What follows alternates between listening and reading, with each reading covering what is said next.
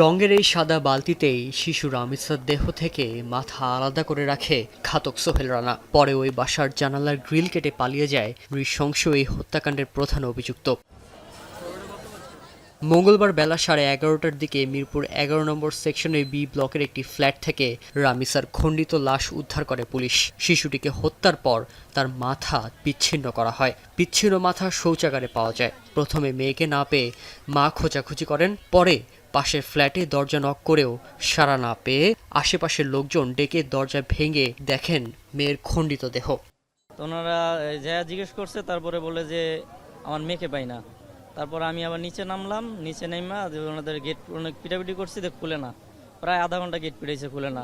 পরে আমরা অনেকে মিলা জিল্লা আপনার যে একটা কাঠ আর টুল দিয়ে উপরে ফাঁকা থাকে, যেটা ফাঁকা দিয়ে দেখছি যে একজন লোক আছে ভিতরে, কিন্তু গেট খুলতেছে না। তারপর আমাদের মনে সন্দেহ হলো যে ভিতরে কোনো কিছু চলতেছে। ওনাকে পুলিশে ধরছে, ওনার ওয়াইফ ছিল, ওই যিনি এই কামটা করছে ওনাকে পায় নাই, জানালার গ্রিল কাটা দিয়ে পিছন থেকে পালাইছে। অভিযোগ পেয়ে পুলিশ ঘটনাস্থল থেকে প্রধান অভিযুক্তর স্ত্রীকে আটক করেন। ঘটনার 7 ঘন্টার মধ্যে মঙ্গলবার সন্ধ্যায় নারায়ণগঞ্জের ফতুল্লা থেকে প্রধান অভিযুক্তকে আটকের কথা জানায় পুলিশ। আর হত্যার সহযোগী হিসেবে সোহেল রানার স্ত্রীকেও আটক দেখানো হয়। ডেড বডিটাকে সম্ভবত সে মানে লুকানোর জন্য মাথা কাটে ফেলে, হাত কাটে ফেলে টুকরা করার চেষ্টা করে, কিন্তু বাই দিস টাইম তার মা টের পায় যাওয়াতে দরজায় যখন ধাক্কা দেওয়া শুরু করছে, তখন ওই মূল আসামি গ্রিল কাটে সেখান থেকে পলায়ন করে। প্রাথমিক পর্যায়ে পুলিশ ধারণা করছে ধর্ষণের পর হত্যা করা হতে পারে শিশুটিকে। এরই মধ্যে ময়না তদন্তের জন্য মরদেহটিকে মর্গে পাঠানো হয়েছে। তদন্ত রিপোর্ট পাওয়ার পরপরই হত্যার আসল উদ্দেশ্য জানা যাবে।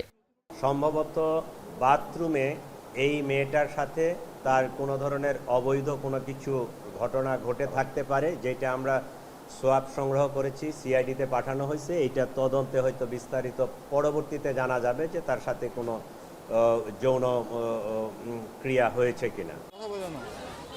সোহেল রানা ওই বাসায় 2 মাস আগে স্ত্রীকে নিয়ে বসবাস শুরু করেন। তার গ্রামের বাড়ি নাটোরে। সেখানেও তার নামে একটি মামলা রয়েছে বলে নিশ্চিত করে পুলিশ। শিশু রামিসা স্থানীয় একটি স্কুলে 3য় শ্রেণীতে পড়ত। শারিয়া জামান পুলক, এখন, ঢাকা।